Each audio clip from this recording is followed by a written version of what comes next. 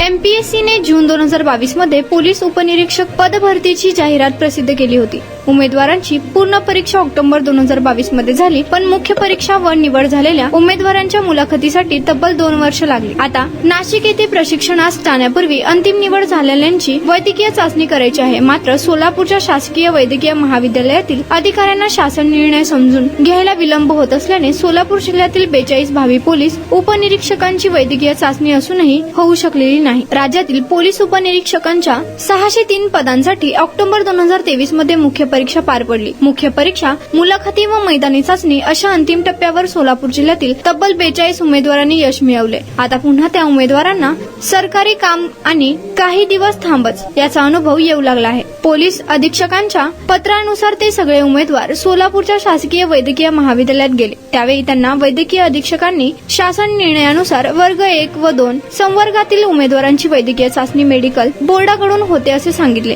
वास्तविक पाहता तो नियम राजपत्रित अधिकाऱ्यांसाठीच लागू आहे। वर्ग 2च्या अराजपत्रित अधिकाऱ्यांची मेडिकल चाचणी अन्य जिल्ह्यांमध्ये शासकीय वैद्यकीय महाविद्यालयांमधूनच झाली, तरी देखील सोलापूरच्या मेडिकल कॉलेजकडील त्या उमेदवारांना हेलपाटे लावले जात आहेत। काही उमेदवारांना रात्री उशिरा मेडिकलसाठी असा निरोप आल्याचे सांगण्यात आले, पण त्या सर्व उमेदवारांची बुधवारी वैद्यकीय चाचणी होणार का याकडे सर्वांचे लक्ष आहे।